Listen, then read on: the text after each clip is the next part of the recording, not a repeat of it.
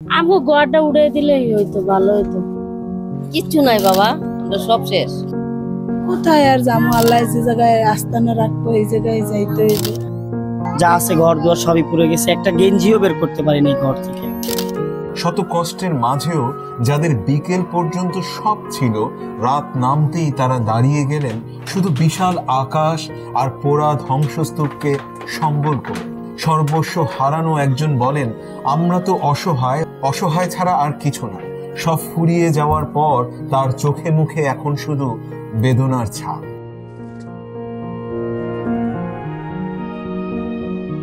আমাদের এই দোকান ব্যবসা করতে হয়েছে, ঘর বাড়ি করতে হয়েছে।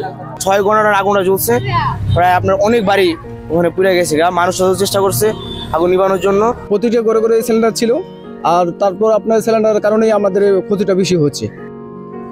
করাইল বস্তির বাসিন্দারা আগুন লাগলে গুরুত্বপূর্ণ জিনিস বাঁচাতে নানা উপায় অবলম্বন করেন। কেউ ট্রাঙ্কে, কেউ বালতি বা পাতিলে, আবার কেউ পলিথিনে বেঁধে পানির ট্যাঙ্ক বা পাশে নিরাপদ স্থানে রেখে দেন। আগুন নিভে গেলে সেগুলো উদ্ধার করেন, এতে অন্তত কিছু জরুরি জিনিস রক্ষা পায়। ক্ষতিগ্রস্ত এমন বাসিন্দাও আছে যারা পানিতে ভিজে থাকা ট্রাঙ্কটি তার আগামী দিনের লড়াইয়ের শক্তি হয়ে বেঁচে গেছে।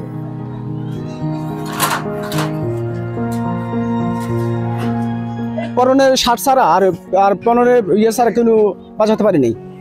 আর বউ পোলামান নিয়ে তো আমরা খুবই এখনো ইয়াত আছি, রাস্তায় আছি। কালকে আমরা সারাতে এখানেই ছিলাম, আমরাও নিয়ে ওই ফায়ার সার্ভিসের সাথে আমরা কাজকর্ম সব করছি। সরকার যদি আমাদের দিকে চায় তাহলে আমরা তো আলহামদুলিল্লাহ আর ভালো, আর যদি সরকার যদি না চায় তাহলে তো আমরা রাস্তায় দাঁড়াতে হবে। সিলিন্ডারে যাদের টাকা ছিল তারা নিয়ে আসছে, বড় বড় যারা চাকরিজীবী ছিল তারা নিয়ে এসে এই সিলিন্ডার গুলো ইউজ করতো। তাদের লার্কিও তো এখন অনেক দাম। মানে এইটাও তো আমরা মতন জীবন, এখন যদি আমি পড়তাম বা মুরগি, আমি কি কি হই আমার মুরগি ফুলে যেত, আমার তো অনেক কষ্ট লাগলো। যারা ভাড়াটিয়া থাকে তাদের সবার সবকিছুই ছাই হয়ে গেছে। আগুন লাগার পর সবাই এক কাপড়ে বের হয়ে যায়, ফিরে এসে দেখে শুধু ছাই। রাস্তাটা খুব ছোট, তাই ফায়ারের গাড়ি ঢুকতে না পারায় সবাই মিলে চেষ্টা করেও সামলাতে পারেনি আগুনের ভয়াবহতা।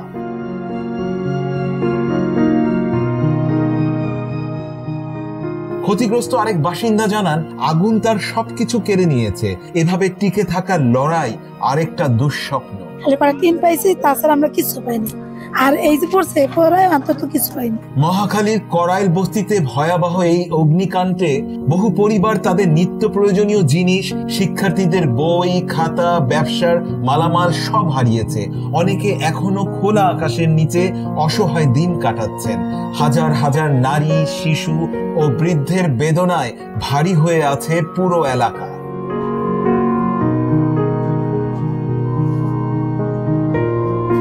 বুধবার ঘটনাস্থলে গিয়ে জানা যায় প্রায় 1500 ঘর পুড়ে ছাই হয়ে গেছে।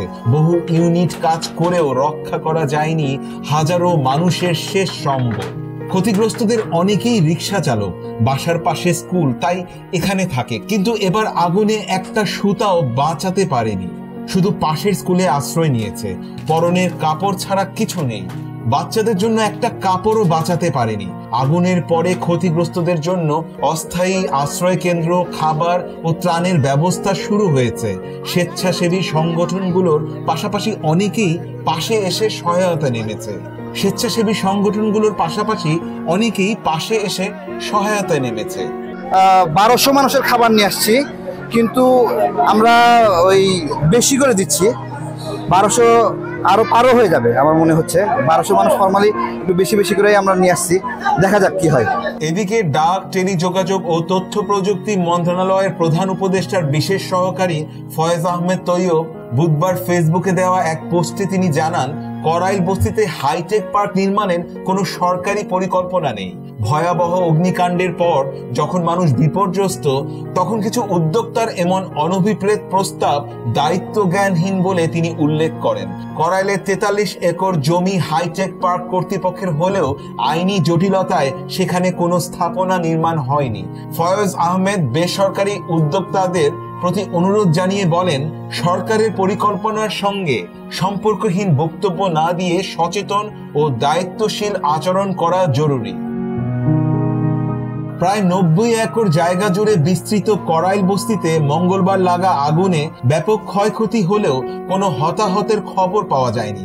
কারণ অনুসন্ধানে গঠিত 5 সদস্যের কমিটি কাজ শুরু করেছে, 15 কার্য দিবসের মধ্যে প্রতিবেদন দেবে। মিনহাজ রহমান, ডেস্ক রিপোর্ট, নয়া শতাব্দী।